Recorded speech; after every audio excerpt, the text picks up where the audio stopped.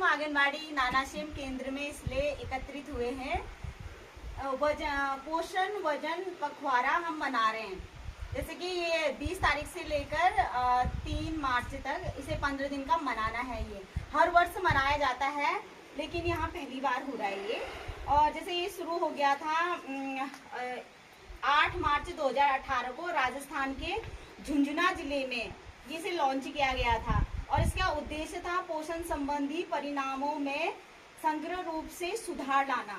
यह पोषण अभियान की पहली वर्षगांठ मनाने के लिए मार्च 2019 में लॉन्च किया गया था।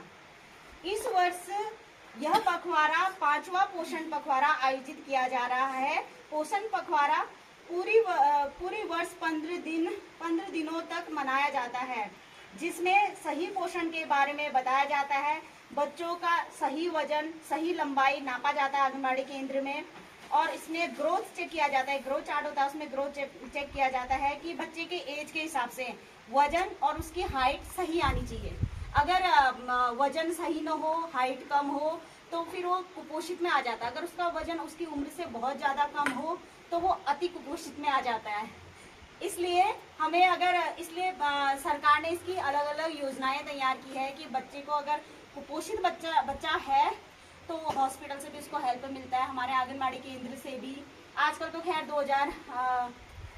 2022 जून से कोई बजट हमें नहीं मिला है। ये जो टेक होम राशन जो हम घर में देते थे नाश्ता बच्चों के लिए, वो नाश्ता लगभग 1 साल हो गया। जून में 1 साल पूरा हो जाता है कि हमें नहीं मिला, उसका कोई बजट नहीं है। तो ये ऐसा प्रावधान अब हम नहीं कर पा रहे हैं। इसमें ये था कि अगर बच्चा कमजोर है तो उसको एक्स्ट्रा दिया जाता है। जैसे 200 रुपये का एक बच्चे को हम दे रहे हैं 6 माह से लेकर 3 वर्ष तक के बीच के बच्चों को। और 3 वर्ष से 6 वर्ष के बच्चे आंगनबाड़ी केंद्र में आ जाते हैं। अगर उनका कहीं और नाम ना हो तो फिर आंगनबाड़ी केंद्र में उनका पंजीकरण किया जाता है। तो उस समय जैसे कमजोर बच्चा है तो उसको सेब दिया जाता था, अंडा दिया जाता था, एक्स्ट्रा चीजें। अब ऐसा कुछ नहीं है। अब सरकार ने ऐसा कह दिया कि जिसे कंट्रोल से मोटा अनाज मिलता है, वैसे ही बच्चों को हम मोटा अनाज देंगे।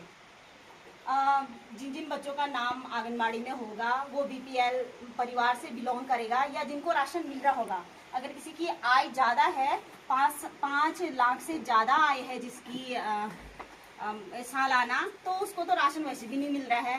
तो उसके बच्चे को भी आंगनबाड़ी में अगर पढ़ते भी